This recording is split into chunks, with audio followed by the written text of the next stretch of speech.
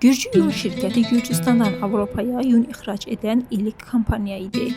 İllər ərzində Gürcüstanda yun tullantı kimi atılır, biznes məqsədi ilə istifadə olunmurdu. Bu vəziyyət həm ətraf mühitə ciddi zərər vurur, həm də böyük maliyyə itkisinə səbəb olurdu. Şirkət xarici donorun Cənubi Alyans proqramının LCB-nin Mersi Korpusun dəstəyi ilə fəaliyyətini genişləndirərək həm daxili bazarda mövqeyini gücləndirdi, həm də beynəlxalq bazarlara çıxış əldə etdi. 2015-ci ildən etibarən Böyük Britaniya, Ukrayna, Hindistan, Qazaxıstan və İtaliyaya ümumilikdə 1000 tona yaxın yun ixrac olunub.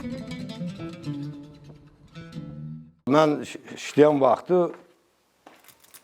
pulumuzu alırdıq, əməyimizi. Burada işləyirdik, fəhlərə işləyirdik. Burada mənim özüm pres istəyirdim.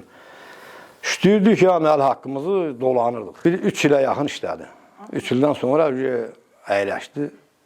Pandemiya düşdü, nəyə düşdü, onu dəqiq bilmirəm. Kətdən valla gətirirlər, elə vaxt olur 10 ton gəlirdi, elə vaxt olur 6 ton gəlirdi. Gəlişinə baxırdım, dəqiq bilmirəm, indi nə qədər olurdu. Amma gündə bir 10 tona yaxın yığırdıq. İndi bura bağlanandan bəri, onu Xalq Gücü dağda məcbur arxacın yiyəsi təmizlədir, yandırtdırır, satacaq yeri yoxdur, alıcı yoxdur.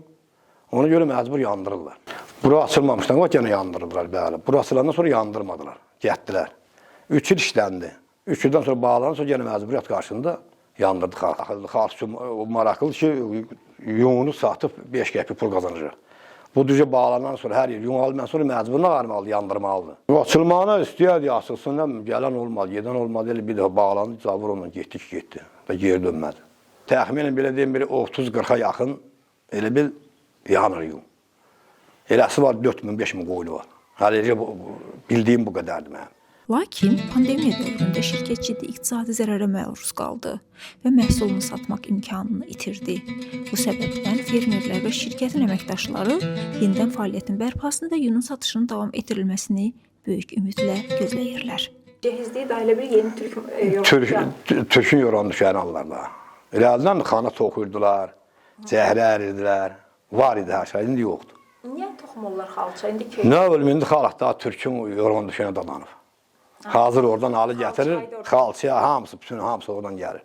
Yəni öz təbii sütün? Yox, sütün vermirlər, nəsə də sütün vermirlər da, bütün tütün gətirir. Xalça toxuyanlar var mı, qalıblar mı, yoxsa yoxdur mu? Var, niyə yoxdur? Bilənlər yenə var, öyrənənlər, amma toxumurlar. Amma toxumurlar, eldən toxuyurdular, əllərlə toxuyurdular, qızına cehil tuturdu, əllə barxana qarıyırdılar. İndi barxana qarıyırlar, yorğan döşək, elə belə gəvə-məvə şey kimi Türkdən alırlar. Yorğan döşək yəni əllərlə özlərini yununu hazır edirlər.